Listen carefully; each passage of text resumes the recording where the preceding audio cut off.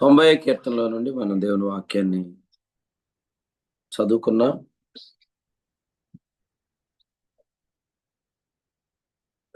ఈ కీర్తనలో గత దినాల్లో మనం విన్నట్లుగా ఈ కీర్తనలో వ్రాయబడిన సంగతులు వాస్తవంగా విశ్వాసికి చెందినవి కాదు. ఎందుచేతనంటే ఈ కీర్తనలో ఉన్న ఒక వచనాన్ని మనం చూస్తే 7వ వచనంలో, నీ కోపము వలన మేము క్షీణించుచున్నాము, నీ ఉగ్రతను బట్టి దిగులు పడుచున్నాము, మా దోషములను నీవు నీ ఎదుట ఉంచుకొని ఉన్నావు, నీ ముఖకాంతిలో మా రహస్య పాపములు కనబడుచున్నవి. సో ఇది విశ్వాస యొక్క అనుభవం కాదు. మనం ఎరిగినట్లుగా మరి విశ్వాసులమైన మన దోషములని దేవుడు తన ఎదుట ఉంచుకోలేదు. హెబ్రీ పత్రిక 9వ అధ్యాయం 24 ప్రకారం మన పక్షంగా క్రీస్తు దేవునికి కనబడుటకు పరలోకమందు ప్రవేశించిన వాడుగా ఆయన మన నీతిగా ఉన్నట్లుగా మనం చూస్తున్నాం. ఒకసారి ఆ మాట చదువుదాం. హెబ్రీ పత్రిక 9వ అధ్యాయం 24 వచనం. హెబ్రీ 9:24.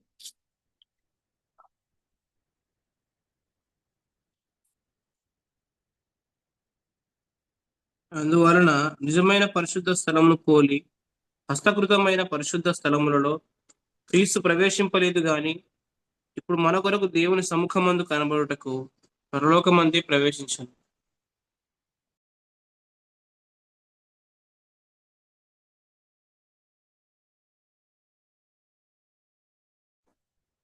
హెబ్రీ పత్రిక 9వ అధ్యాయం 24 వచనంలో దేవునికి మన పక్షమున కనబడుతున్న ప్రభువైన యేసుక్రీస్తు అనే మాట మనం చూస్తున్నాం. 9:12లో ఆయన తన స్వరక్తముతో ప్రవేశించాడు. రోమాపత్రిక 5:9లో ఆ రక్తము వల్ల మనము నీతిమంతులమని జ్ఞాపకం చేసుకుంటున్నాం. ఆ రక్తం మనలను నీతిమంతులుగా తీర్చింది, లేదా ఆ రక్తం మనలను కడిగింది. ప్రకటన గ్రంథం 1వ అధ్యాయంలో 6వ వచనంలో మనం చూస్తున్నప్పుడు ఆయన తన రక్తము వలన మనలను విడిపించాడు అనే దగ్గర కడిగాడు అనే మాట మనం చూస్తున్నాం. మనం ఎంతగా కడగబడ్డామంటే అక్కడే 1వ అధ్యాయము 14వ వచనంలో చూస్తున్నాం. హిమమంత ధవళముగా అనే పదాన్ని మనం చూస్తున్నాం. హిమమంత ధవళముగా మనం కడగబడిన రక్తంతో దేవునికి కనబడుటకు క్రీస్తు పరలోకంలో ప్రవేశించాడు. దేవుని ఎదుట ఆయన మన పక్షంగా కనబడుతున్నాడు. కాబట్టి 90వ కీర్తనలో ఉన్న మరి వచనాలు మనం చూస్తున్నప్పుడు అవి మనల్ని గురించి వ్రాయబడిన వచనాలు కాదు. అన్న పౌల్రాజు గారు జాయిన్ అయ్యారా? లేదండి. ఎవరు జాయిన్ అయ్యారు? షారోన్ గారు జాయిన్ అయ్యారండి. పలకట్ల మరి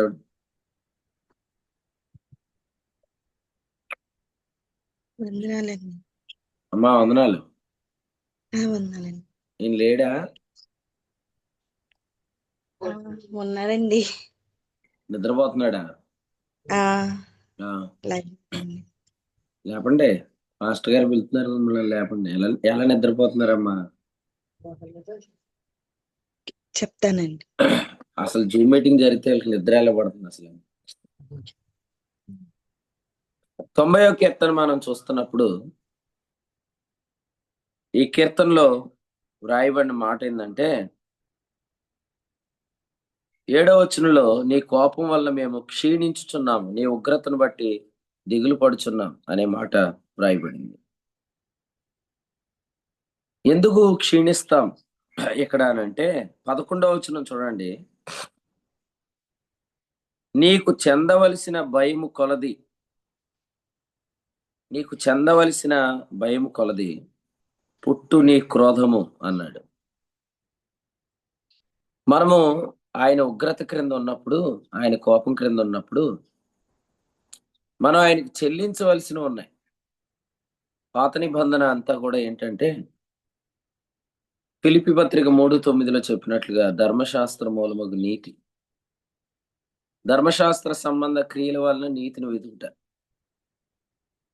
ఈ క్రియల మూలమగు నీతిలో మనము చేయవలసినవి, దేవునికి చెల్లించవలసినవి ఎంత చెల్లించినా ఇంకా మనం కొదువులోనే ఉన్నట్లుగా ప్రభు చెప్పారు కదా లోకాసువార్త 18 ఆ వ్యక్తికి, నీకు ఇంకా ఒకటి కొదువుగా ఉన్నది అని ప్రభు లోకాసువార్తలో 18:22 చెప్పాడు. కొదువ ఎంత చేసినా కొదువ. కాబట్టి దేవుని మహిమకు చెల్లించవలసిన దానిలో కొదువ అనేది మనం చూస్తున్నాం. శాటపడుతుంది.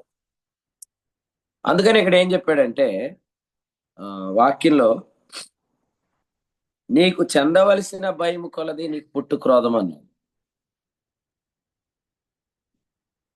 అంటే ఎంత చెల్లించినా దేవునికి ఇంకా చెల్లించవలసినది ఉంది కాబట్టి దాన్ని బట్టి ఆయన కోపం మన మీద ఉంటుంది అనమాట. రోమీయులకు రాసిన పత్రిక 4వ అధ్యాయంలో 14వ వచనంలో రోమీయులకు రాసిన పత్రిక 4వ అధ్యాయంలో ఇక్కడ ఏం చెప్పాడంటే 15వ వచనంలో ధర్మశాస్త్రము ఉగ్రతను పుట్టించును అన్నాడు. ధర్మశాస్త్రం ఉగ్రతను పుట్టించును అంటే ధర్మశాస్త్రం వల్ల నీతిని వెతికే ధర్మశాస్త్ర సంబంధులు కింద చెప్పాడు చూడండి. ధర్మశాస్త్రం వల్ల నీతిని వెతికే ధర్మశాస్త్ర సంబంధులు 14వ వచనం, వాళ్ళు ఉగ్రత క్రింద ఉన్నారు. ఎంత ఉగ్రత క్రింద ఉన్నారంటే ఆయనకి మనం ఎంత కొదువుగా ఉంటామో అంత క్రోధం క్రింద ఉంటాం. మరి ఆయనకి మనం ఎంత కొదువుగా ఉంటాం అక్కడ లేవీ కాండంలోకి వచ్చిన చదువుదాం చూడండి. లేవీ కాండం ఆఖరి అధ్యాయం. ఈరోజు మనం చతుర్థ స్కందం చదువుతున్నాం. ఇది తృతీయ స్కందంలో ఆఖరి వచనాలు మనం లేవీ కాండం 27వ అధ్యాయంలో మనం చూస్తున్నప్పుడు 8వ వచనం చదవండి. 8 ఒకడు నీవు నిర్ణయించిన వేలను చెల్లింపలేనంత బీదవాడని 25 చదువు. నీ వేలన్నీ 25 చదవండి. 25 27-25 నీ వెలలన్నీ పరిశుద్ధ స్థలం యొక్క వెల చొప్పున నిర్ణయింపవలను. 1 తులము 20 చిన్నములు. రైట్. ఈ వచనంలో వెల అంటే మనం దేవునికి చెల్లించవలసింది మనం దేన్ని బట్టి లెక్కించాలంటే ఆయన పరిశుద్ధ స్థలము బట్టి లెక్కించాలి. నీకింకా ఒకటి కొదువుగా ఉన్నది అనే మాట మనం చూస్తున్నప్పుడు ఆయనకు చెందవలసిన భయము లేకపోతే ఆ పరిశుద్ధ స్థలానికి మనం చెయ్యవలసిన అది ఎంతో అది మనం ఆలోచిస్తున్నప్పుడు అది ఆయన పరిశుద్ధ స్థలము ఎంత విలువైనదో అంత మనం చెల్లించవలసిన వారముగా ఉన్నామన్నమాట.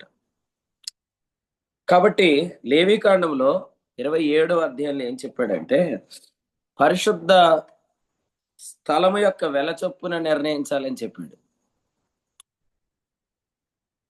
అంటే ప్రభా నేను 10 ఆజ్ఞలు పాటించేసి నీతిమంతుడు అయిపోతాను అని అంటే ఓకే, దేవుని మహిమను చేరుకోవాలంటే ఆ దేవుని మహిమ ఎంతో దాన్ని బట్టి మనం ఎంత కొదువులో ఉన్నామో ఆలోచన చేస్తాం.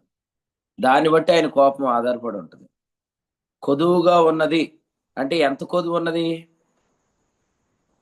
ఎంత కొదువు ఉన్నదంటే ఆయన పరలోకం ఎంత పరిశుద్ధమైనదో దాన్ని బట్టి కొదువు ఆధారపడి ఉంటుంది. ఆయన పరలోకం ఎంత పరిశుద్ధమైంది? హెబ్రీ పత్రిక 9వ అధ్యాయం చూడండి. హెబ్రీలకు రాసిన పత్రిక 9వ అధ్యాయం 23వ వచనం చదువు.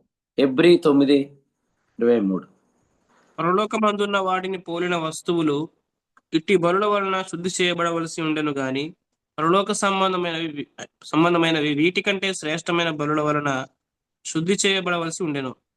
చూడండి, పరిశుద్ధ స్థలం లేదా పరలోకం అది ఎంత పరిశుద్ధమైనది అంటే అది యేసుక్రీస్తు రక్తం వలన శుద్ధి చేయబడవలసినంత పరిశుద్ధమైనది. సో గమనించండి, యేసుక్రీస్తు రక్తం వలన శుద్ధి చేయబడవలసినంత పరిశుద్ధమైన పరలోకానికి మనం ఎంత కొదువుగా ఉన్నాం, అంత కోపం మన మీద ఉంటుందన్నమాట. అంత కోపం మన మీద ఉంటుంది. ధర్మశాస్త్ర సంబంధులు అంత కోపంలో ఉన్నారు, దేవుని యొక్క అంతటి ఉగ్రతలో ఉన్నారు. ఇలా చూద్దాం, చూడండి. ఇప్పుడు మనము దేవుని కోపం క్రింద లేం, ఇప్పుడు మనం దేవుని ఉగ్రత క్రింద లేం. ఎందుకు లేమంటే మనం కొదువులో లేం, మనం రుణస్థులం కాదు, మనం వారసులం. అందుకని అంటాడు, వారసులు కానివారు ఉగ్రత క్రింద లేరు, లేదా వారసులు కానివారు ఉగ్రత క్రింద ఉన్నారు అంటాడు. రోమాపత్రిక 4:14-15 వచనాలు ఈ మాట చూస్తున్నాం. ఒక్క నిమిషం అన్న, వీడియోలు ఆన్ చేయని వాళ్ళు ఎంతమంది ఉన్నారు చూడండి.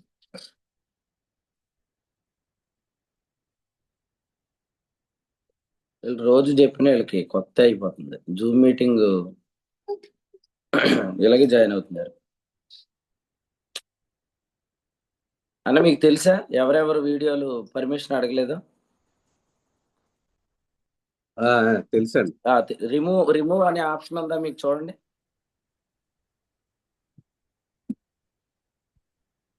ఉందండి. రిమూవ్ చేయండి. పేర్లు పైకి చదవను నేను, మీరు రిమూవ్ చేసేయండి.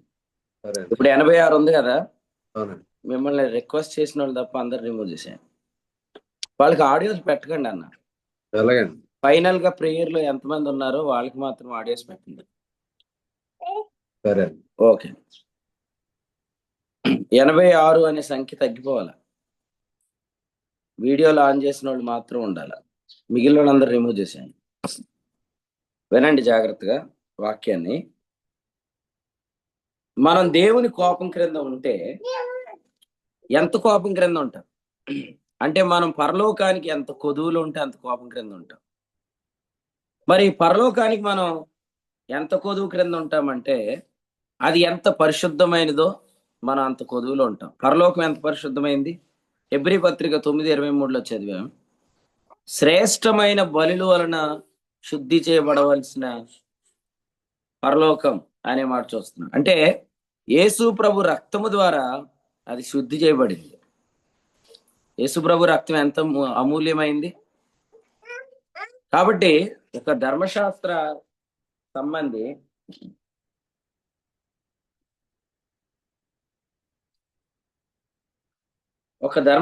సంబంధి ఆ అమూల్యమైన రక్తము ద్వారా శుద్ధి చేయబడిన పరలోకానికి అంత రుణస్థుడిగా ఉంటాడు అనే మాట మనం చూస్తున్నాం.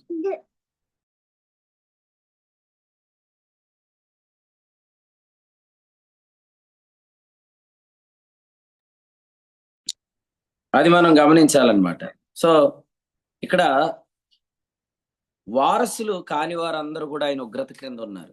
అదే మనం రోమాపత్రిక 4:14-15 వచనాలు చదువుకున్నాం. అక్కడేముంది? ధర్మశాస్త్ర సంబంధులు వారసులైన ఎడల అన్న తర్వాత వచనంలో ధర్మశాస్త్రము ఉగ్రతను పుట్టించును అని వ్రాయబడి ఉంది. ధర్మశాస్త్రం ఉగ్రతను పుట్టించును అంటే వారసత్వం లేని వారందరూ ఉగ్రత క్రింద ఉన్నారు. ఉగ్రత క్రింద లేని వారు వారసత్వం కలిగి ఉన్నారు. మనం ఆయన ఉగ్రత క్రింద లేం కానీ, మనం ఆయనకు రుణస్థులం కాదు కానీ మనము వారసత్వం గలవారు. రోమీలకు రాసిన పత్రికలో 6వ అధ్యాయంలో వాక్యంలో చెప్పిన మాట ఏంటంటే 6వ వచనంలో మనమికను దాసులము కాదు అన్నాడు పాపానికి. దేర్ఫోర్ 7వ అధ్యాయంలో చెప్పాడు ఏమనంటే మనము 4వ వచనం ప్రకారం మనం ధర్మశాస్త్రానికి కూడా దాసులం కాదన్నాడు. ఇప్పుడు 8వ అధ్యాయంలో మన శరీరమునకు రుణస్థులం కాదన్నాడు 12వ వచనం. ఈ మూడు వరుసగా మనకు అర్థం అవ్వాలి. మనము పాపము అనే ప్రభుత్వానికి దాసులం కాదు, పాపులం కాదు. అందుచేత మనం ధర్మశాస్త్రం అనే మతానికి మనం దాసులం కాదు. 8వ వచనం ప్రకారం మన శరీరానికి రుణస్థులం కాదు.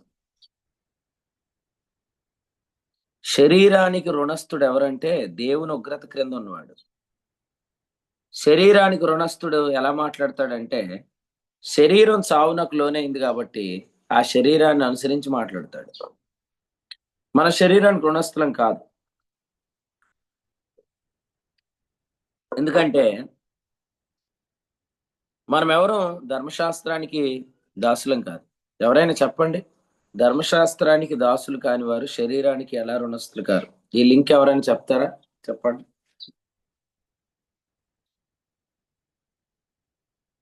ఆరు 7 అధ్యాయాలకి లింక్ అందరు చెప్తారు. 7, 8 అధ్యాయాలకి లింక్ ఎవరైనా చెప్తారా? ధర్మశాస్త్రానికి దాసులు కాని వారు శరీరానికి రుణస్థులు కారు అని. ఆత్మీయం నుండి నడుచుకుంటున్నారు. అనా వారు ఆత్మీయం నుండి నడుచుకుంటున్నారు. ఆ, శరీరం విషయంలో మృతులేదు. ధర్మశాస్త్రం విషయంలో విడుదల నొందిన వారు శరీరానికి రుణస్థులు కారు. ఇప్పుడు మీరు చెప్పిన ఆన్సర్ రైటే. ఇంకొంత వివరంగా ఎవరైనా చెప్పండి.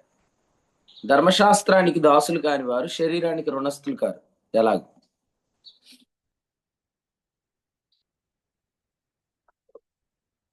చెప్పండి, పర్లేదు, ధైర్యంగా చెప్పండి, మైక్ ఆన్ చేసుకొని. మరి ఈ 3 అధ్యాయాలకు వివరణ అర్థమైందని చెప్తారుగా చాలాసార్లు నాకు నేను అడిగినప్పుడల్లా. మరి అర్థమైతే ఎవరైనా అడిగితే మీరు ఎలాగే సైలెంట్గా ఉంటారా? చెప్పాలిగా. 6, 7, 8 అధ్యాయాల్లో ఉన్న అద్భుతమైన సత్యాన్ని చెప్పలేకపోతే ఇంకెందుకు? 6వ అధ్యాయంలో విశ్వాసి పాపిగాడు కాబట్టి నీతిమంతుడిగా తీర్చబడాల్సిన అవసరం లేదు. అందుకని అతడు ధర్మశాస్త్రం నుంచి విడుదల పొందాడు. ధర్మశాస్త్రం రుణస్థుడు కాదు. మరి ధర్మశాస్త్రానికి రుణస్థుడు కానివాడు శరీరానికి రుణస్థుడు ఎలా కాదు అనేది చెప్పాలిగా. శరీరానికి లేవన్నా ఇంకా సరే. అది ఎట్లాగన్నా? ఇప్పుడు అసలు ఫస్ట్ పాయింట్ అది కాదుగా. అది కొంతకాలం నడిచిన తర్వాత అనుభవం. ఫస్ట్ పాయింట్ అనుభవం ఏంటి? కనీసం సేవకులనే చెప్పండి. మరి సేవకులే కదా వాక్యాలు చెప్పేది. చెప్పండి అన్న, చెప్పండి. మొదటగా మనము పాపం కింద లేము. పాపం విషయము మనం చనిపోయాం కనుక మనం శరీరానికి రుణస్థులం కాదు, దేవుని ఉగ్ర కింద. అట్లా కాదన్న, అది అసలు అలా చెప్పకూడదు. మీకు నేను చాలా సార్లు చాలా వివరంగా చెప్తున్నాను.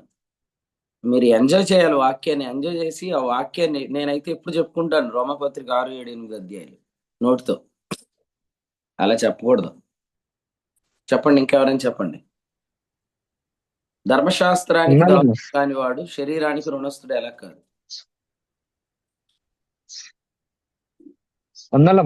చెప్పండి అన్న. శ్యామన్న, దాని ద్వారా నీతిని వెతకట్లేదు కదా మనం. అవును, దాని ద్వారా నీతిని వెతికితే వాడు ఆ శరీరం మందు జీవిస్తాడు కనుక దాని విషయంలో ధర్మశాస్త్రం ద్వారా నీతిని వెతికిన వాడు శరీరం మంది ఎలా జీవిస్తాడు? ఎందుకు జీవిస్తాడు?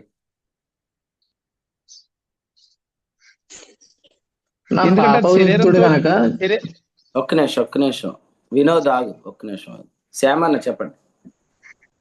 వాళ్ళ శరీరంతో చేయవలసినవి ఉన్నాయి కదా ఇస్రాయేల్ వాళ్ళు. మేము శరీరంతో ఏం చేయాలి? 10 ఆజ్ఞలు నెరవేర్స్తే నీతిమంతుడు అవుతాడు. అదే రైట్ ఆన్సర్. ఇప్పుడు చూడండి, రోమీలకు రాసిన పత్రిక 6వ అధ్యాయంలో ఉన్నది పాపం నుంచి విడుదల పొందినవాడు నీతిమంతుడు. సో నీతిమంతుడు అంటేనే ఇంకా ధర్మశాస్త్రం నుంచి విడుదల పొందినవాడు. ఎందుకంటే ధర్మశాస్త్రం ఇచ్చేది నీతే కదా ఫైనల్ గా. కాబట్టి ఆల్రెడీ ఇతను నీతిమంతుడు అయ్యాడు కాబట్టి ధర్మశాస్త్రం వాళ్ళ నీతిని వెతకడం. ధర్మశాస్త్రం వాళ్ళ నీతిని వెతకాలంటే ధర్మశాస్త్రం దేంతో ఆచరించాలి? శరీరంతో ఆచరించాలి. కానీ అతడు శరీరంతో ఆచరించే ధర్మశాస్త్రం నుంచి విడుదల పొందాడు కాబట్టి అతడు శరీరానికి రుణస్థుడు కాదు. ఇదే ఫైనల్. ఇంక మీకు చెప్పడం ఇంకా ఇంతకంటే ఎక్కువ చెప్పిన వేస్ట్. ఎందుకంటే మీరు కొంతమంది చాట్లో పెడుతున్నారు. అసలు మీకు బుద్ధి జ్ఞానం ఉంటే మైక్ ఆన్ చేసుకొని చెప్పాలి. ఎవరైనా క్వశ్చన్ అడిగితే వాళ్ళకి మెసేజ్ పెడతారా మీరు? ఎవరన్నా అడుగుతారు, మీరు ఇలాగే చెప్తారు ఆన్సర్లో. అసలు ఆ ప్రశాంత్, ఆ బైబిల్ చదివేవాడు వాడు కానీ ఎవరు ఆన్సర్లు చెప్పట్లేదు. ఉం? ఇది బేసిక్ నాలెడ్జ్ అండి. మన పరిచయలో ది బేసిక్ నాలెడ్జ్ ఇది. ఇది కూడా మీరు చెప్పడానికే మైకుల దగ్గరికి వేలు పెట్టిన వాళ్ళు బోల్డ్ మంది చూశాను నేను వీడియోలు. ఇప్పుడు మైక్ పడి దగ్గర వేలు పెడుతున్నారు, వెనక్కి తీస్తున్నారు. మీరే అంత డౌట్లు ఉంటే మీరు ఏం స్పష్టంగా చెప్తారు? ఎంత స్పష్టంగా రోమాపత్రిక 6, 7, 8 అధ్యాయాలు ఎన్నిసార్లు మీరు విన్నారు? ఇప్పుడు నేను అడుగుతుంటుంటే మళ్ళీ దానికి కూడా ఆలోచిస్తున్నారు మీరు. శాంబాబు అన్న పొలానికి వెళ్ళి పని చేసుకుంటా చెప్పాడు ఆన్సర్. మీరు ఇంట్లో కూర్చొని ఆన్సర్ చెప్పట్లేదు. ఏం రాస్తున్నారో తెలియదు. ఆ పుస్తకాల్లో ఇష్టం వచ్చినట్టు రాసేస్తున్నారు. అవన్నీ యూదులు చదువుకోవడానికి రాస్తున్నారేమో అనిపిస్తుంది నాకు. మీరు ఏం చదువుతున్నారు మరి? పుస్తకాలు రాసే ఇన్ని పుస్తకాలు ఉంచేస్తున్నారా? ఆన్సర్ చెప్పరండి. ఎంత క్లియర్గా ఉంది. రోమాపత్రిక 6వ అధ్యాయంలో పాప ప్రభుత్వం, రోమాపత్రిక 7వ అధ్యాయంలో ధర్మశాస్త్ర ప్రభుత్వం, రోమాపత్రిక 8వ అధ్యాయంలో పాప శరీరం విషయంలో మనం రుణస్థులం కాదు అనే అనుభవంలో కొంత ముందుకు వెళ్ళాక శరీరం అందు లేము అనే దాన్ని వస్తుందని చెప్పాను నేను. మనం ఇంత ముందుకు వస్తే మీరు మొత్తం వెనక్కి వెళ్ళి ఆన్సర్ కూడా చెప్పలేము. చాలా విచారం. రోమీలకు రాసిన పత్రిక 8వ అధ్యాయము 12వ వచనంలో, కాబట్టి సహోదరులారా, శరీరాన్ని అనుసరించి ప్రవర్తించుటకు మనం శరీరంకు రుణస్థలం కాదన్నాడు. ఇక్కడ శరీరాన్ని అనుసరించి ప్రవర్తించడం అంటే ఏంటంటే శరీరంతో నెరవేర్చే నియమం. ఆ నియమానికి మనము దాసులం కాదు. ఎందుకంటే విశ్వాసమును బట్టి మనం నీతిమంతులుగా తీర్చబడ్డాం కనుక మనం ధర్మశాస్త్రమునకు దాసులం కాదు. అంచేత మన శరీరానికి రుణస్థలం కాదు. శరీరానికి రుణస్థుడైన వాడు అతడు దేవుని కోపమును, దేవుని ఉగ్రతను మరి అనుకుంటాడు, ఎంచుకుంటాడు. కానీ మనము శరీరానికి రుణస్థలం కాదు. అసలు మనం రుణస్థులము అనే ఆలోచన విధానం మంచిది కాదు. ఎందుకంటే మనము వారసులం. అందుకనే ఇక్కడ రోమపత్రికలో 8వ అధ్యాయం 12 తర్వాత ఏం చెప్పాడంటే 16లో, మనము దేవుని పిల్లలమని ఆత్మ తానే మన ఆత్మతో కూడా సాక్ష్యం ఇస్తున్నాడు. మనం పిల్లలమైతే వారసులం అన్నాడు. వారసులం అంటే అర్థం ఏంటి? మనకు ఇప్పుడు దేవుని దగ్గర నుండి కోపం లేదు, కానీ దేవుని దగ్గర మనకు వారసత్వం ఉంది. మనల్ని ఆయన కొదువు కలిగిన వారని చెప్పట్లేదు. మీరు నాకు చెల్లించవలసినవి ఉన్నాయని చెప్పట్లేదు. మీరు పొందుకోవాల్సినవి ఉన్నవి అని చెప్తున్నాడు. కాబట్టి 90వ కీర్తనలోని అనుభవాలు మనకు చెందినవి కాదు. మనం దిగులు పడే అనుభవానికి చెందిన వారం కాదు, క్షీణించే అనుభవానికి చెందిన వారం కాదు. మీరే ఆలోచన చేయండి. మీరు శరీరానికి రుణస్థులుగా బ్రతకపోతే, శరీరాన్ని అనుసరించి ప్రవర్తించకపోతే, రుణస్థులం అనే ఆ అనుభవంలో కాకుండా వారసులం అనే అనుభవంలో మనం నడిస్తే మనం క్షీణించిపోయే వారంగా, దిగులు పడే వారంగా మనం ఉండమన్నమాట. వచ్చాడా పౌల్రాజు గారు? వచ్చారండి. ఆయన పలకనియండి. ఏమండి వచ్చారా పౌల్రాజు గారు? అన్న వందనాలన్నా. వందాలి. ఎట్ నిద్ర వస్తుందండి మీకు? జూమ్ మీటింగ్ జరుగుతుంటే సిగ్గు లేకుండా. దేవుడు అడుగుతాడు రేపు పొద్దుట. అవునవును. 88వ కీర్తనలో మీరు 90వ కీర్తనలో మీరు మొన్న స్టేటస్ పెట్టారు. అందుకే మిమ్మల్ని అడిగితే పిలిచాను. ఏం పెట్టారు మీరు స్టేటస్?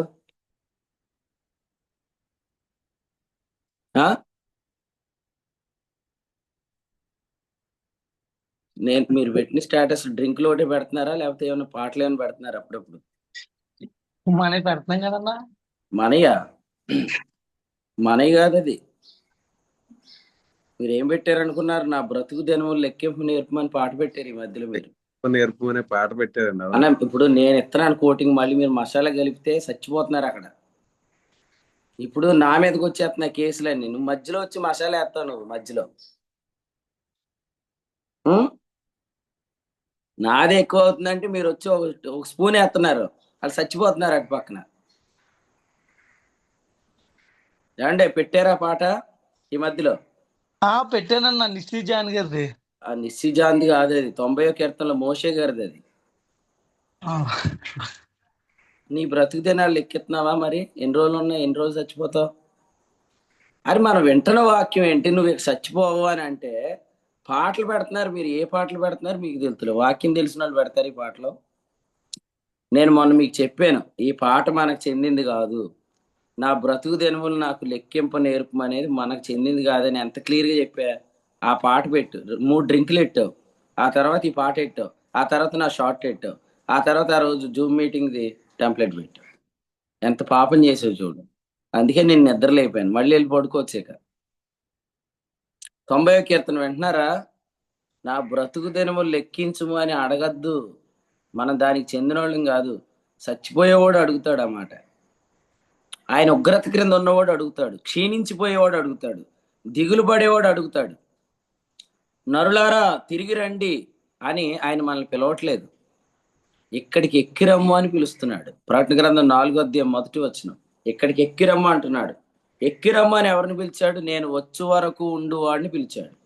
ఆయన వచ్చేదాకా మనం ఉంటామంటే నా బ్రతుకు దినములు లెక్కింపు నేర్పమని పాడతారు. అది మనకు చెందింది కాదు. ప్రకటన గ్రంథం 4:1 ఏముంది అక్కడ? ఇక్కడికి ఎక్కిరమ్ము ఎవరితో అన్నాడు? యోహానుతో. యోహాను ఎవరికి సూచన? సంఘానికి సూచన. సంఘాన్ని గురించి ఏమన్నాడు? యోహాను 21:22, నేను వచ్చు వరకు అతడు ఉంటాడు అన్నాడు. కొన్నిసార్లు ముసలోళ్ళు పిల్లల్ని పట్టుకొని నీ పెళ్ళయ్యేదాకా ఉంటానో లేదో అని అంటారు. అట్లా మనం మాట్లాడకూడదు. విశ్వాసులు యేసుప్రభు వచ్చేదాకా సజీవులుగా ఉంటారు. వారు క్షీణించిపోరు, వారు గతించిపోరు. ఎందుకంటే వారు ఉగ్రత క్రింద లేరు అనే మాట మనం చూస్తున్నాం. కాబట్టి మన జీవితాల్లో ప్రభు మనకి ఇచ్చిన గొప్ప కృప ఏంటంటే మనం క్షీణించిపోయేదానికి చెందిన వారం కాదు. అందుచేత మనము దిగులు పడే దానికి చెందిన వాళ్ళం కాదు. మనం ఆయన రెక్కల క్రింద ఉన్నాం. మీరు చూడండి, మలాకి గ్రంథం 4:2 ప్రకారం క్రొవ్విన దూడల వలె గంతులు వేసే ఆయన రెక్కల క్రింద ఉన్నాం. ఆయన మన యవ్వనాన్ని నూతన పరుస్తాడు. యెషయా గ్రంథంలో మనమందరం ఎవరి కొరకు ఎదురు చూస్తున్నాం? యోహాను సువార్తలో యేసుప్రభు ఎవరు? పక్షిరాజు కదా. మత్తయిలో సింహం, మార్కులో దూడ, లోకాలో మనుషుని ముఖం, యోహానులో ఎగురుచున్న పక్షిరాజు కదండి. పక్షిరాజు అంటే అర్థం ఏంటి? యేసు ప్రభు కొరకు ఎదురు చూడటం. యెషయా గ్రంథంలో ఏం చెప్పాడు? యెహోవా కొరకు ఎదురు చూచువారు పక్షిరాజుల వలె రెక్కలు చాపి పైకి ఎగురుదురు. 31వ వచనం. మనం ప్రభు కొరకు ఎదురు చూస్తున్నాం. We're not waiting for death, we're waiting for the glorious body resurrection కోసం మనం వెయిట్ చేస్తాం. మనం మరణం కొరకు ఎదురు చూడట్లే. ఎప్పుడో చచ్చిపోతాను ఒక రోజు ఆయన ఎదురు చూచే ఉగ్రత క్రింద మనం లేం. ఆ రోజు దాకా క్షీణించిపోయేవారుగా, ఆ రోజు దాకా దిగులు పడేవారుగా మనం లేము. కానీ మన ప్రభు వస్తే ఆయనను మనం కలుసుకుంటామనే నిరీక్షణకు చెందినవారు. ఏ నిరీక్షణకు చెందిన వారు ఏమవుతున్నారు? వారు 31వ వచనంలో చెప్పినట్లు నూతన బలం పొందుతున్నారు. నూతన బలం ఏం తింటే వచ్చింది? నూతన బలం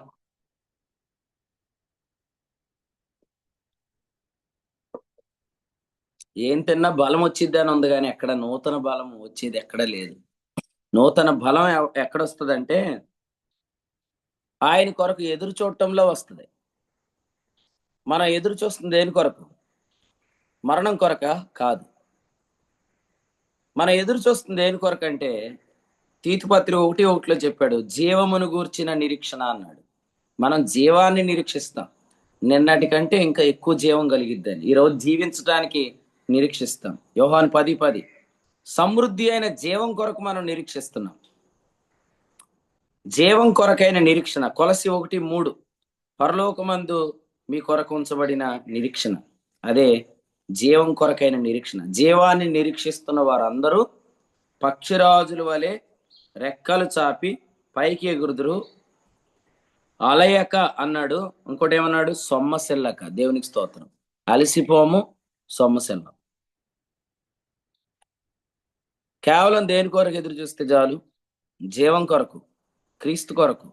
ఆయన రాకడ కొరకు అపేక్షించే వాళ్ళందరూ కూడా అలసిపోరు అనే మాట చూస్తున్నాం. వారు సొమ్మసిల్లరు అనే మాట మనం చూస్తున్నాం.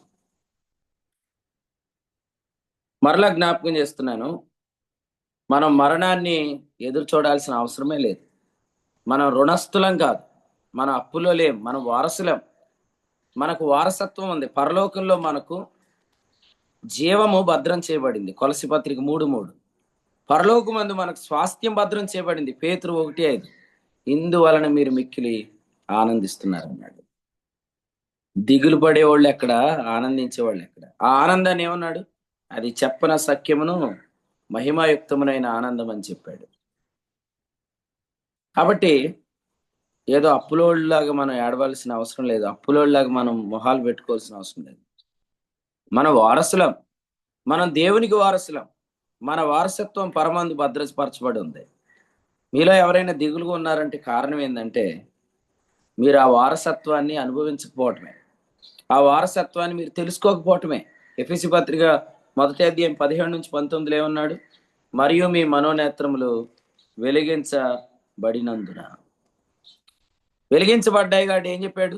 పరిశుద్ధులలో ఆయన స్వాస్థ్యం యొక్క మహిమైశ్వర్యం ఎట్టుదో తెలుసుకోండి అన్నాడు. మీ స్వాస్థ్యం యొక్క మహిమైశ్వర్యం ఎట్టుదో మీరు తెలుసుకోండి. దానికి ఏం కావాలన్నాడు?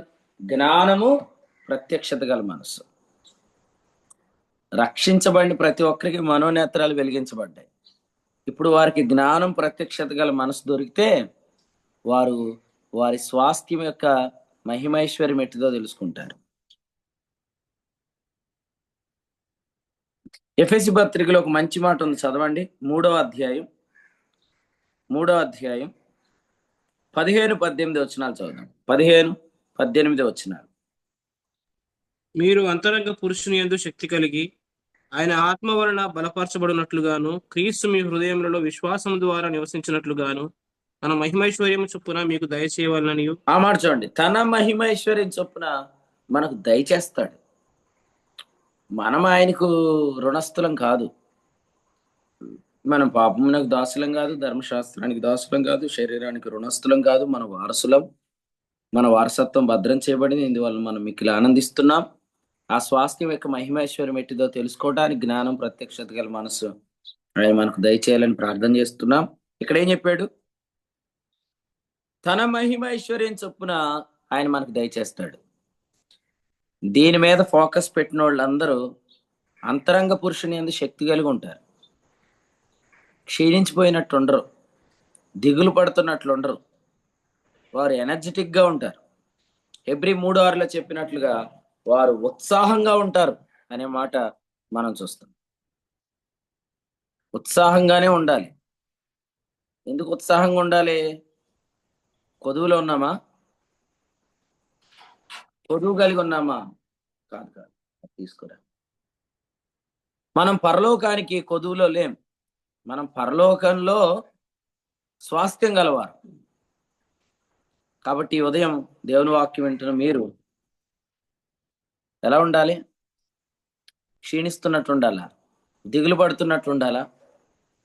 చెప్పండి. గతించిపోయే గడ్డి గురించి రాశాడు కదా ఈ కీర్తనలో. ఏం రాశాడు? ఉదయాన్ని ఎలా ఉంటదంటే అది 90వ కీర్తనలో చెప్తున్నాడు. ప్రొద్దున్న వారు పచ్చగడ్డి వలె చిగురింతురు, ప్రొద్దున అది మొలచి చిగురించును, సాయంకాలం అది కోయబడి వాడబారును అన్నాడు. అదే మనం? అది మనం కాదు. అది ఎవరి దోషాలైతే ఆయన ముఖకాంతిలో కనపడుతున్న వారు. ఇప్పుడు ఆయన వెలుగులో ఏం కనపడుతుంది? పరలోకపు వెలుగులో ఎవరు కనపడుతున్నారు ఇప్పుడు చెప్పండి? మన నీతి, మన పెర్ఫెక్షన్, మన పరిశుద్ధత, మన సర్వం, మన స్వాస్థ్యం, మన జీవం, మన శిరస్సు ప్రభువైన యేసుక్రీస్తు. ఆయన ముఖకాంతిలో మన రహస్య పాపాలు కాదు. ఇప్పుడు క్రొత్త నిబంధన వెలుగులో మన నీతి కనపడుతుంది. అందుకనే ఏం చెప్పాడంటే కొరింథీయులకు రాసిన 2వ పత్రికలో 11వ అధ్యాయంలో నీతి పరిచారకుల వేషం అనే దగ్గర ఏం చెప్పాడు? సాతాను తానే వెలుగుదోత వేషం ధరించుకున్నాడు అన్నాడు. కొరింథీయులకు రాసిన 2వ పత్రిక 11:15 చెప్పాడు. కాబట్టి వినండి, నీతి అంటే వెలుగు. నీతి అంటే వెలుగు. ఈరోజు పరలోకపు వెలుగులో మనం ఎంత కడగబడ్డామో కనబడుతుంది, మనం ఎంత నీతిమంతులుగా తీర్చబడ్డాం కనబడుతుంది, మన నీతి యేసుక్రీస్తు అని కనబడుతుంది. కొంతమంది ఇప్పటికీ తప్పుడు ప్రార్థన చేస్తున్నారు. ఏమనంటే, ప్రభువా నీ వెలుగులో మా రహస్య పాపాలు కనుపరచు, మేము నీ సన్నిధికి వచ్చా, నీ వెలుగు మాకు దయచే, నీ వెలుగులో మా పాపాలు మాకు కనిపించేటట్టు చేయంటున్నారు. అది వెలుగు కదా, అది చీకటే. అది ఒకప్పుడు వెలుగు, కానీ ఇప్పుడు అది చీకటి అయిపోయింది. ఇప్పుడు అసలు వెలుగు వచ్చింది, దాని ముందు అది చీకటిగా మారిపోయింది. యోహాను రాసిన మొదటి పత్రిక 2వ అధ్యాయంలో ఏం చెప్పాడు? 8వ వచనం, మరియు క్రొత్త ఆజ్ఞ వచ్చేసింది, చీకటి గతించింది, గతిస్తుంది, సత్యమైన వెలుగు అన్నాడు. సత్యమైన వెలుగు అంటే అంతకు ముందు ఉన్నది ఏంటి? అంతకు ముందు ఉన్నది వెలుగే, కానీ ఇప్పుడు ఈ విషయంలో అది ఏమైంది? మహిమ లేనిదైంది. అందుకనే దాని పేరు ఏంటంటే, దాని పేరు చీకటి అని మారిపోయింది. మీరు కూడా ప్రార్థన చేస్తున్నారా? ప్రభువా మీ సన్నిధికి వచ్చాం, నీ వెలుగు దయచేయండి, మా రహస్య పాపాలు మాకు తెలియజేయండి అంటున్నారా? ఇప్పుడు మనం ప్రార్థన చేయాల్సింది ఏంటంటే, నీవు మమ్మల్ని ఎంత కడిగావో, నీవు మమ్మల్ని ఎంత పరిశుద్ధపరిచావో, క్రీస్తు ఎంత మా నీతిగా ఉన్నాడో ఆ క్రీస్తును మాకు బయలుపరచు. పరలోకంలో ఇప్పుడు దేవుని ఎదుట ఎవరున్నారు? క్రీస్తా? దోషాలా? దోషాలు ఉంటే అక్కడ ఎవరుంటారు? దోషాలు ఉంటే అక్కడ ఎవరుంటారంటే, రాత్రింబగళ్ళు మన మీద నేరం మోపు అపవాది అక్కడే ఉంటాడు. ప్రకటన 12:10. కానీ ఇప్పుడు మన మీద అపవాది లేడు, నీతివంతుడైన యేసుక్రీస్తును ఉత్తరవాది ఉన్నాడు. యోహాను మొదటి పత్రిక 2వ అధ్యాయం మొదటి 2 వచనాల్లో మనం చూస్తున్నాం. కాబట్టి సాతాను అక్కడి నుంచి పడద్రోయబడ్డాడు. యేసుబాబు, సాతాను ఎక్కడున్నాడు?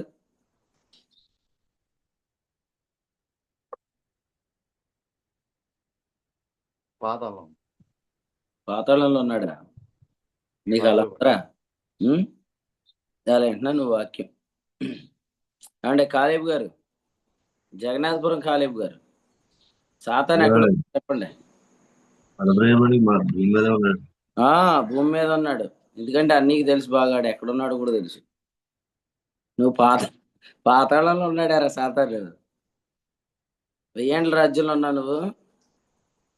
ఎరా బాబు, యేసు బాబు, వాడు భూమి మీద పడద్రోయబడ్డాడండి. అందుకనే అన్నాడు 12వ వచనం, ప్రకటన 12:12, భూమి సముద్రమా మీకు శ్రమ అన్నాడు. ఇప్పుడు ఎవరైనా చెప్పండి, సాతాను పరలోకంలో ఎందుకు లేడు చెప్పండి? క్రీస్తు పరలోకంలో కూర్చుంది తండ్రి సన్నిధి. ఓకే, ఇంకా రైట్ ఆన్సర్. ఇంకా 90వ కీర్తనను బట్టి చెప్పండి. దేవుని దగ్గర, దేవుని ఎదుట ఇప్పుడు క్రీస్తున్నాడు కాబట్టి సాతాను గడు లేడు అన్నారు. ఓకే, సాతాను గడు ఎందుకు లేడు అక్కడ? ఇంకొక ఆన్సర్ చెప్పండి. దోషం లేవని. Very good. మన దోషాలు ఆయన ఎదుట లేవు కాబట్టి సాతాను గడు అక్కడ లేడు. అలాగైతే భూమి మీద ఎందుకున్నాడు చెప్పండి?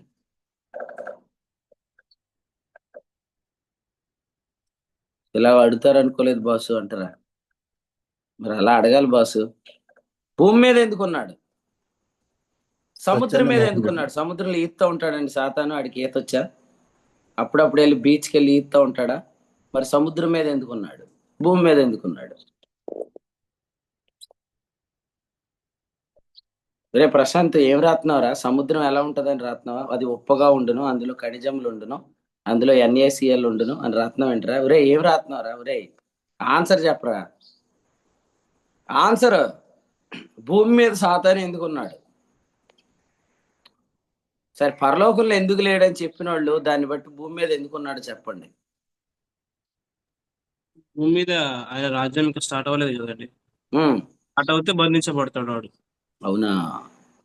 ఏం చెప్పితే సోదరా, దీవెనకు పాత్రుడా. ఇంకా చెప్పండి. Right answer, right answer. ఇంకా చెప్పండి. భూమికి ఇంకా విమోచన కలగలేదు కనుక. రైటే. ఇది ఇప్పుడు ప్రశాంత్ చెప్పిన ఆన్సర్ అది. ఇంకేమైనా చెప్తారని చూస్తున్నాను. చీకటిలో ఉన్నవారు అనా? ఇంకా భూమి మీద ఇంకా చీకటి ఉంది శరీరం. మరి టార్చ్ లైట్ అయ్యి సోదరా, నువ్వు ఏం చేస్తున్నావు? శ్రీకాకుళం నుంచి ఒక టార్చ్ లైట్ అయ్యి. రైట్, వినండి. పరలోకంలో దేవుని ఎదుట మన దోషాలు లేవు, కానీ భూమి మీద ఉండే విశ్వాసుల్లో ఇంకా చాలా మంది దేవుని ఎదుట మా దోషాలు ఉన్నాయని నమ్మేవాళ్ళు ఉన్నారు కాబట్టి వాడు ఈ భూమి మీద వాడు బ్రతుకుతున్నాడు. ఒకవేళ విశ్వాసులందరూ కూడా దేవుని ఎదుట మన దోషాలు లేవు అని నమ్మితే వాడికి ఎక్కడ కూడా ఉండటం చాలా కష్టమే భూమి మీద. అంటే భూమి మీద ఉన్న వాళ్ళకి కూడా ఏ నమ్మకం రావాలా? ఇశ్రాయేల్ అన్న నువ్వు చెప్పు, భూమి మీద ఉన్న వాళ్ళకి ఏ నమ్మకం రావాలా?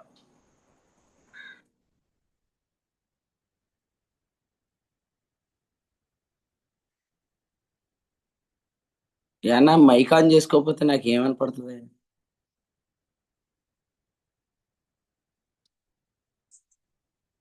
మైక్ ఆన్ చేసుకొని నేను వినలేదండి తర్వాత తర్వాత చెప్తారండి అని అన్నాను. అలా నువ్వు మైక్ ఆన్ చేసుకోకుండా మాట్లాడితే నాకు ఏమనపడుతుంది? అది ఆన్సర్లు చెప్పండి అంటే ఒక్కొక్కరు. ఈ తేజవాస్ గారేమో బ్లూటూత్ లో జాయిన్ అవుతాడు, మైక్ ఆన్ చేసుకొని మాట్లాడతారు అది ఆయనకి. నరేష్ గారు చెప్పండి, ఏసీ ఆన్ లో ఉందా ఆఫ్ లో ఉందా?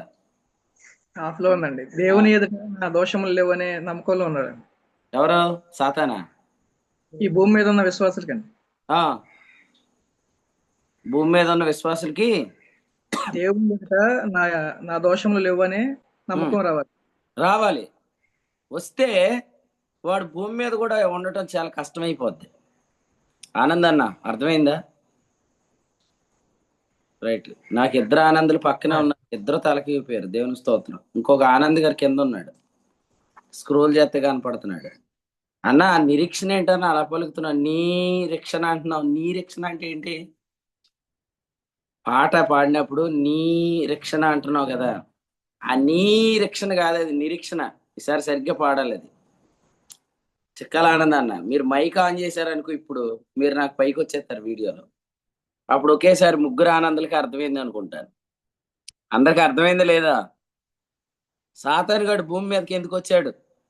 పరలోకంలో ఎందుకు లేడంటే పరలోకము పరలోక వాసులందరూ ఒకే పదం మీద ఉన్నారు. భూమి మీద ఉన్న వాళ్ళు కొందరు ఆదిక్కున, కొందరు ఇది, కొంతమంది ఏమో ఓల్డ్ కవనెంట్ మినిస్ట్రీలో ఉన్నారు, కొంతమంది న్యూ కవనెంట్ మినిస్ట్రీలో ఉన్నారు. ఓల్డ్ కవనెంట్ మినిస్ట్రీలో ఉన్న వాళ్ళు ఏం నమ్ముతున్నారు? దేవుని ఎదుట మన రహస్య పాపాలు ఉన్నాయని నమ్ముతున్నారు. వారే సాతాను గడిని భూమి మీద ఉండమని చెప్పి రెంటకాడికి ఇల్లు ఇచ్చారండి. పాత నిబంధన పరిచయం చేసే వాళ్ళందరూ సాతాను గడికి రెంట్కి ఇల్లు ఇచ్చారు. దేవదాస్ అన్న అర్థమైందా? విజయవాడలో వాడికి రెంట్ ఇచ్చేవాళ్ళు చాలా మంది ఉన్నారు. మరి మీరు వాళ్ళు ఖాళీ చేసి త్వరగా మరి యేసుప్రభు నామంలో. పాత నిబంధన పరిచయం చేసే వాళ్ళు అందరూ ఏం చేస్తున్నారు? సాతాను గాడికి రెంట్కి ఇల్లు ఇచ్చారండి. వాళ్ళు కానీ మన గుడారంలోకి వస్తే వాడి గుడారం అయిపోద్ది. కాబట్టి త్వరగా మీరు ఏం చేయాలా? దేవుని ఎదుట మన దోషములు లేవు, దేవుడు మనల్ని దోషిగా చూడట్లేదు, మనల్ని నీతిగా చూస్తున్నాడు, దేవుని నీతిగా చూస్తున్నాడు, క్రీస్తుగా చూస్తున్నాడు, పరిశుద్ధంగా చూస్తున్నాడు, సంపూర్ణంగా చూస్తున్నాడు అని నమ్మేవారి సంఖ్య ఎక్కువైపోతే ఆడు భూమి మీద నుంచి పోతాడు. ఇప్పుడు ఇంకో మాట, సముద్రం మీద ఎందుకున్నాడు? చెప్పండి. నేను ఇందాక అడిగా కదా, ఆడికి ఏమైనా అప్పుడప్పుడు బీచ్ లో ఆడుకునే అలవాటు ఉందా? ఎందుకంటే సముద్రం అంటే సముద్రం అని కాదు, సముద్రం మీద కూడా జనాలు ఉన్నారు కదా కదండి. సముద్రం మీద కూడా ప్రజలు బ్రతుకుతున్నారు, సముద్రం మీద ప్రజలు తిరుగుతున్నారు. కాబట్టి వాడు సముద్రం మీద కూడా ఉన్నాడు. కానీ త్వరగా ఏం జరగాలంటే సముద్రం మీద సంచరిస్తున్న వారికి కూడా తెలిసిపోవాలి ఏమని? దేవుని ఎదుట మన దోషములు లేవు, దేవుని ఎదుట క్రీస్తు మాత్రమే ఉన్నాడు అని తెలిసిపోతే సముద్రం మీద సంచరించే వాళ్ళందరూ కూడా వ్యాపారం దేని కొరకు చేస్తారు? దేవుని మహిస్తారు. ఇప్పుడు ఆ వ్యాపారం అంతా దుర్వ్యాపారమే. అది మనం గమనించాలి. కాబట్టి అర్థమైందా? శ్రీకాకుళం అన్య భూమి మీద వాడు ఎందుకున్నాడు? వాడికి రెంట్ ఇచ్చేసారండి. వాడిని జాగ్రత్తగా నువ్వు ఉండు, పరలోకంలో చూడలేదు, అయ్యో అలాగేలా తోసేసాడు, ఆలోచించి తోయాలి కదా, దేవుడు నిన్ను ఎలా తోసేసాడు అని చెప్పి వాడికి రెంట్ ఇచ్చారనమాట. వాడు నెల డబ్బులు ఇచ్చేస్తున్నాడు అని చెప్పి వాడిని ఉంచుతున్నారనమాట. కానీ వాడిని ఉండనియొద్దు, భూమి మీద నుంచి వాడిని గెంటేద్దాం యేసుప్రభునామములో. త్వరలోనే పాతాళంలోనికి వెళ్ళిపోతాడు. ఎందుకంటే మెల్కీసెదెకు యాజక క్రమం భూమి మీదకు రాబోతుంది త్వరలో. ప్రస్తుతం అహరోను క్రమమే ఇక్కడ నడుస్తుంది. అందుకని పరలోకానికి ప్రభు వెళ్ళిపోయాడు. హెబ్రీ పత్రిక 8:4 ఏం చెప్పాడంటే, ఇక్కడ మోషే పద్ధతి ఇంకా ఉంది కాబట్టి ఆయన కృపా పద్ధతిని నిర్వహించడానికి భూమి మీద ఉండకుండా పరలోకానికి వెళ్ళిపోయాడు. రేపొద్దున ఇదే భూమి మీద మరి మనము దేవుని ఎదుట నీతిమంతులం అని చెప్పేవారు రాబోతున్నారు. ఆ యాజకత్వం రాబోతుంది, ఆ గవర్నమెంట్ రాబోతుంది. ఆ గవర్నమెంట్ వచ్చినప్పుడు వాడు పాతాళానికి పోతాడు. పాతాళానికి పోయాడంటే వాడు చేరాల్సిన గమ్యానికి వాడు చేరినట్టే కదా. ఎందుకంటే వాడి గురించి ఫస్ట్ ఏం రాశాడు దేవుడు? యెషయా గ్రంథం 14వ అధ్యాయంలో, మహోన్నతినితో నన్ను సమానునిగా చేసుకుందని అనుకుంటువే ఎక్కడ పోతావు అన్నాడు. 14వ అధ్యాయం, పాతాళంలో నరకంలో ఒక మూలకు అన్నాడు 15లో. కాబట్టి వాడు చేరవలసిన గమ్యానికి త్వరగా చేరిపోతాడు. కాబట్టి మీరందరూ ఇక్కడ ఉన్నవారందరూ దయచేసి వాడికి గదులు ఇవ్వద్దు, వాడికి ఇల్లులు ఇవ్వద్దు. ఎందుకంటే వాడు దేవుని మందిరాన్ని పాడు చేసేస్తున్నాడు వాడు. కాబట్టి దయచేసి వాడికి స్థలం లేకుండా చేయండి యేసు ప్రభు నామం. వాడిని ఖాళీ చేయించండి ప్రభు నామంలో. ప్రభు మీ కట్టి కృప దయచేయను గాక. సో ఈ ఉదయకాలం 90వ కీర్తనలో నుండి మనం వింటుంది ఏంటంటే, మనము రుణస్థులము కాదు, మనము కొదువులో లేము, మన వారసులము, మనం క్షీణించిపోము, మనం దిగులు పడకూడదు, మనం చిగిరించాలి, మనం వాడిపోకూడదు. ఇది మనం 90వ కీర్తన నుంచి మనం చూస్తున్నాం. ఈ సత్యం నమ్మిన వాళ్ళు ఎవరు వాడిపోరు, ఈ సత్యం నమ్మిన వాళ్ళు ఎవరు వారెవరు క్షీణించరు అనేది నేను ఈ ఉదయకాలం మరలా జ్ఞాపకం చేస్తున్నాను. 90వ కీర్తనలో మనం చూస్తున్న వచనాల్లో ఆఖరి వచనాలకు వచ్చేద్దాం. 15వ వచనం చదువుదాం. ఇది చదువుకొని మనం ఆగిపోదాం. మీరు ఈ వచన వివరణ కూడా వినండి. 15వ వచనం చదువుతారా? నీవు మమ్మల్ని శ్రమపరిచిన దినముల కొలది, మేము కీడు అనుభవించిన ఏండ్ల కొలది మమ్మల్ని సంతోషపరచుము. రైట్, ఎంత మంచి వచనం అండి ఇది. ఇశ్రాయేలీయులు 430 ఏండ్లు వారు దాస్యత్వంలో ఉండి వారు బయటకు వచ్చినప్పుడు ఏం చేశారు? వారు శ్రమపరిచిన దినముల కొలది, కీడు అనుభవించిన ఏండ్ల కొలది వారు వెండి బంగారము వస్త్రములు అడిగి తీసుకున్నారు. బయటికి ఎలా వచ్చారు? మిక్కిలి ఆస్తితో వచ్చేసారు. సో ఇప్పుడు కూడా చూడండి, మనం చాలా నష్టపోయాం కదండి. ఎంత నష్టపోయాం మనం? కొర ప్రాణంతో కొట్టొదిలేశారు మనల్ని. ఇప్పుడు మనం పూటకోళ్ళ ఇంటికి వచ్చేసాం. అక్కడ మనకు పరామర్శ జరిగిపోయింది, ఇప్పుడు మనకు పోషణ జరుగుతున్నది. ఇప్పుడు ఈ పోషణలో మనం ఎంత శ్రమ అనుభవించామో ఆ శ్రమ అనుభవించిన కొలది ప్రభు మనం సంతోషపెడతాడు. మనం ఎంత కీడు అనుభవించామో దానికి బదులుగా ప్రభు మనకు అంత మేలు చేస్తాడు. సో దీన్ని ఎఫెసీ పత్రిక 1:7లో రెస్టోరేషన్ అని అన్నాడు. ఎఫెసీ 1:7లో ఏం చెప్పాడు చూడండి. దేవుని కృపా మహదైశ్వర్యమును బట్టి మన అపరాధములకు క్షమాపణ అన్నాడు. పాప క్షమాపణ వేరు, అపరాధముల క్షమాపణ వేరు. మనం ఇంతకుముందు విన్నాం. పాప క్షమాపణ అంటే పాప పరిహారార్థ బలి ద్వారా వస్తుంది. అపరాధముల క్షమాపణ అంటే అపరాధ పరిహారార్థ బలి ద్వారా వస్తుంది. యేసు ప్రభు మన పాప పరిహారార్థ బలి అని యెషయా గ్రంథం 53వ అధ్యాయంలో చెప్పాడు. మన అపరాధ పరిహారార్థ బలి ఆయన. అపరాధ పరిహారార్థ బలి ఎక్కడుంది? లేవీకాండంలో. అపరాధ పరిహారార్థ బలి లేవీకాండంలో ఎక్కడుంది? పాప పరిహారార్థ బలి 4వ అధ్యాయంలో ఉంది. అపరాధ పరిహారార్థ బలి 5వ అధ్యాయంలో మరి ప్రారంభించబడింది. సో తేడా ఏంటో చెప్తాను వినండి అందరూ. అపరాధ పరిహారార్థ బలి గురించి 6వ అధ్యాయంలో మొదలుపెట్టి ఏం చెప్పాడంటే, మరి 5వ వచనంలో చెప్పాడు, మూలధనంతో 5వ వంతు కలపాలి. అపరాధ పరిహారార్థ బలి అంటే ఏంటంటే, అపరాధ పరిహారార్థ బలిలో ఎవరైతే అపరాధముల క్షమాపణ పొందారో వారు మూలధనానికి 5వ వంతు కలిపి పొందుకుంటారు.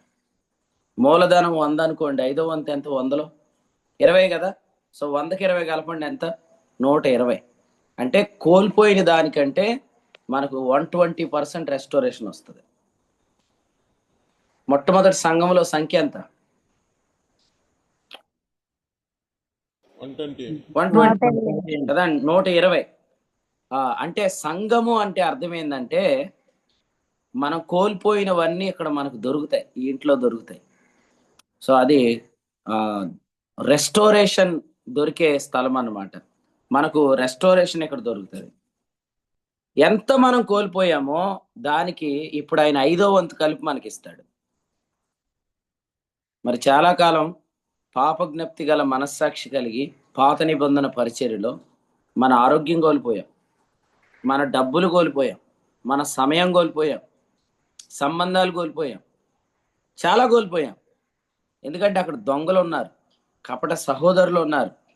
వారు మరి మన జీవితాల్లో మంచి పదార్థాన్ని ఎత్తుకొని వెళ్ళిపోయారు.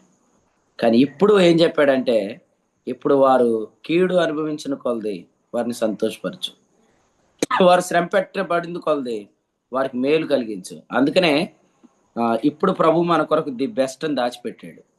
సో ఈ రెస్టోరేషన్ మనకు అవసరం. అందుకనే మీరు క్రీస్తులో ఏముందని ఎదురు చూడాలంటే, మీరు పోగొట్టుకొని నాణ్యము మరలా దొరుకుతుంది. లూకాసు వార్త 15వ అధ్యాయంలో ఆమె నాణ్యం పోగొట్టుకున్నప్పుడు ఏం వెలిగించింది? దీపం వెలిగించింది కదా.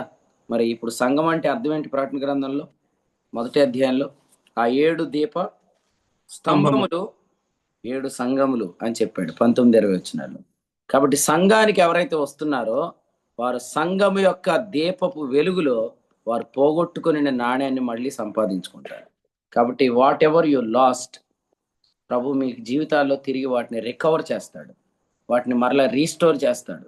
కాబట్టి మనమందరం దేని కొరకు ఎదురు చూడాలంటే, ప్రభువు మరలా వీటిని ఎలా పునరుద్ధరిస్తాడో ఎదురు చూడాలి. పునరుత్థానము, పునరుద్ధరణ.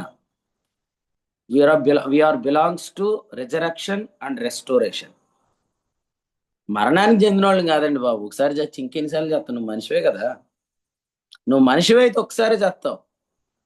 నువ్వు మనిషివి కాబట్టి ఒకసారి చనిపోయావు క్రీస్తు. ఇప్పుడు మనం అందరం ఎదురు చూడాల్సింది ఏంటంటే, ప్రభు ఎలాగూ వీటిని పునరుద్ధరిస్తాడు. ఆయన నమ్మదగిన వాడు. ఆదికాండం 15లోనే చెప్పాడు. ఏమనంటే, 400 ఏండ్ల తరువాత వారు మిక్కిలి ఆస్తితో బయలుదేరి వస్తారు. మిక్కిలి ఆస్తి అనేది రెస్టోరేషన్. ఆదికాండం 15వ అధ్యాయం 14 వచ్చింది. మీరు ఇంకా స్టడీ చేయండి. మరి ఈ రెస్టోరేషన్ అనేది ప్రభు మన జీవితాల్లో ఎలా కలిగిస్తాడు. యోవేలు గ్రంథంలో 2:25లో చెప్పాడు, పోగొట్టుకొనిన సంవత్సరముల పంటను నేను మరలా ఇస్తానని చెప్పాడు. పోగొట్టుకొనిన సంవత్సరముల పంటను నేను మరలా ఇస్తానని చెప్పాడు. I will restore the time అని చెప్పాడు అక్కడ. 2:25 కదండి. ఎంత టైం పోగొట్టుకున్నారు మీరు? ఎంత సమయం వృధా అయింది కదా.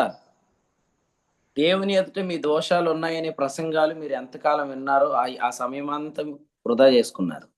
ఇప్పుడు మీరు ఆ సమయాన్ని మరలా పొందుకుంటారు క్రీస్తులో. 120% పొందుకుంటారండి. ఎన్ని రోజులు మీరు తప్పుడు వర్తమానం విన్నారో, ఎంత మీరు తప్పుడుగా మీరు ఆయన సన్నిధిలో గడిపారు, ఆ గంటలన్నీ తిరిగి లెక్కబెట్టి దాన్ని 120/100తో మల్టిప్లై చేసి ప్రభు మీ జీవితాలు యాడ్ చేస్తాడు. కాబట్టి వాటి కొరకు ఎదురు చూడండి. ప్రభు మీ జీవితాల్లో అటువంటి కృప ప్రసాదిస్తాడు. ప్రభు ఈ తలంపులు ఉదయకాలం మనందరి వినికిల్లో దీవించును గాక. సో మొదటి ప్రార్థన చేసిన రాధాంటి ప్రార్థన చేశారు. 90వ కీర్తన 15వ వచనం. నేను దాంతోటే ముగిస్తున్నాను. తన సేవకులకు ఆయన తన కార్యం కనుపరుస్తాడు, తన కుమారులకు ఆ ప్రభావాన్ని చూపిస్తాడు. ఆయన నమ్మదగిన వాడు. కాబట్టి మనం ఎదురు చూద్దాం. ప్రభు మనల్ని మరి నది దాటించాడు, మనల్ని పునరుత్థానంలోకి తెచ్చాడు. ఇప్పుడు పునరుద్ధరణ జరిగించబోతున్నాడు. ఆల్రెడీ రెజరక్షన్ ఇచ్చాడు, ఇప్పుడు రెస్టోరేషన్ ఇవ్వబోతున్నాడు. కాబట్టి ఆ రీస్టోరేషన్ కోసం మనం అందరం వెయిట్ చేద్దాం. ప్రభు 120% మన జీవితాల్లో ఇస్తాడు. నేను ఈ వర్తమానం ఎప్పుడో చెప్పాను, అది నమ్మిన వారు చాలా మంది పొందుకున్నారు. ఇప్పుడు ఇంకా ఎవరైనా క్రొత్త వారు ఉన్నా, ఇంకా మీరు ఇక్కడ కూర్చున్న వారు ఇంకెవరైనా దేని కొరకైనా 120% వెదిగితే ప్రభు మీకు అది చూపిస్తాడు, అది మీరు పొందుకుంటారు. ప్రభు ఈ తలంపులు మనందరి ఇంటిలో దీవించును గాక. 90వ కీర్తన నుంచి దేవుడు తన దాసుల ద్వారా నేర్పించిన సంగతులను బట్టి ప్రభుని స్తుతిస్తున్నాయి. 90వ కీర్తన అంటే ఇది విశ్వాసులకి చెందింది కాదని, ఇది దేవుని యొక్క కోపం కింద, ఉగ్రత కింద, మరి రుణస్థులము ఇంకా కొదువు ఉంది అనే పాత నిబంధన కింద ఉన్నటువంటి వారి అనుభవాన్ని క్రొత్త నిబంధనలో ఇప్పుడు మనం యేసుక్రీస్తు రక్తం ద్వారా మరి పరిశుద్ధ స్థలం యొక్క వేల చొప్పున ఆయన దేవునికి వేల చెల్లించి ఆయన రక్తంతో పరిశుద్ధ స్థలంలో ప్రవేశించిన తర్వాత మనకు మన జీవాన్ని మన స్వాస్థ్యాన్ని పరలోకమందు భద్రపరిచి ఇప్పుడు ఆయన రెక్కల క్రింద ఉన్నవారు. ఇప్పుడు మనం విశ్వాసానిగా ఆయన రెక్కల కింద ఉన్నవాడు. వారు దేవుని యొక్క రెండో రాకడ కొరకు, ప్రభు యొక్క రెండో రాకడ కొరకు ఎదురు చూస్తూ నిత్యము ఆయన రెక్కల కింద ఆరోగ్యం పొందుతూ అలేక సమస్యలక మరి నూతన బలం పొందుకుంటూ మరి ఆయన రెక్కల కింద కొవ్విన దూడల వల్ల గంతులు వేసే అనుభవం విశ్వాసితని. అలా ఎవరైతే ఎదురు చూస్తున్నారో వారు బలం పొందుతూ ఆరోగ్యంగా ఏ విధంగా ఉంటారో అలాగే ఆయన దగ్గర ఉన్నటువంటి ఆ జీవాన్ని పొందుకుంటూ ఎలా జీవిస్తారో అలాగే వారికి రీస్టోరేషన్ కూడా ఉందని. ఏదైతే ఆ పాత నిబంధన కింద ఉన్నటువంటి అనుభవాల్లో వారు కోల్పోయిందంతా కూడా తిరిగి ఆయన పునరుద్ధానం ద్వారా తిరిగి మనకు పునరుద్ధరణ కలుగుతుందని రీస్టోరేషన్ ఉందని విశ్వాసికి. కాబట్టి 90వ కీర్తనలో ఉన్నటువంటి అనుభవాలు విశ్వాసికి సంబంధించినవి కాదు. కాబట్టి ఆ అనుభవంలో మనం లేమని, మన కొత్త నిబంధన అనుభవంలో ఉన్నాం కాబట్టి ఆ యొక్క అనుభవాల కింద లేము. కాబట్టి ఈ విధంగా ఎంచుకుని మనం జీవిస్తే మనకు కలిగిన ప్రయోజనాలు ప్రభు యొక్క అధ్యాయం నుంచి నేర్పించిన సంగతులను బట్టి ప్రభుని స్తుతిస్తూ శ్రేష్టమైన తలంపులు అందించిన దేవుని సేవకులకు అలా కోరికలు ఎప్పటి వరకు నిలిచిన దేవుని సేవకులకు దేవుని ప్రియులైన అందరికీ వందనాలు తెలియజేస్తున్నాం. ఈ రోజు సాయంత్రం 6 గంటలకి అత్తిల్లో తిరిగి బైబిల్ స్టడీ ప్రారంభించబడుతుంది. గమనించండి, ప్రార్థన చేయండి. వీలు కలిగిన వారందరూ కూడా పాల్పంపులు పొందండి. తిరిగి రాత్రి 8 గంటలకు నల్లజర్లో బైబిల్ స్టడీ యథావిధిగా జరుగుతుంది. అలాగే ఈ వారంలో మొదటి శనివారం మరి పెద్దాపురంలో మరి ప్రతి నెల మొదటి శనివారపు ప్రత్యేకమైన కూడిక జరుగుతుంది కాబట్టి ప్రార్థన చేయండి. అలాగే రేపు సోమవారం మంగళవారంలో 8, 9 తేదీల్లో నల్లజర్లో ప్రత్యేకమైనటువంటి సువార్త కూడికలు 2 దినాలు జరుగుతాయి. వాటి కొరకు కూడా ప్రార్థన చేయాలని, అలాగే కాన్ఫరెన్స్ కొరకు కూడా ప్రార్థన చేయండి. 30 తేదీ నుంచి ఈ నెల 30 నుంచి అక్టోబర్ 3 వరకు జరిగే 4 దినాల కాన్ఫరెన్స్ కొరకు సిద్ధపడాలని తెలియజేస్తున్నాం. టికెట్స్ కూడా మరి అయిపోయి మరి మిగిలిన వారు కూడా మరి ఆయా విధాలుగా రావడానికి మీరు ప్రయత్నం చేయాలని, అందరూ కూడా సిద్ధపడాలని తెలియజేస్తూ ఈ సమయంలో దేవుని సేవకులు పేతురు గారు మన మధ్య ఉన్నారు. గంటేళ్ళు పరిచయం చేస్తున్న పేతురు గారు ప్రార్థన చేసి ఈ కోడికను ముగించేస్తారు. వందాలండి.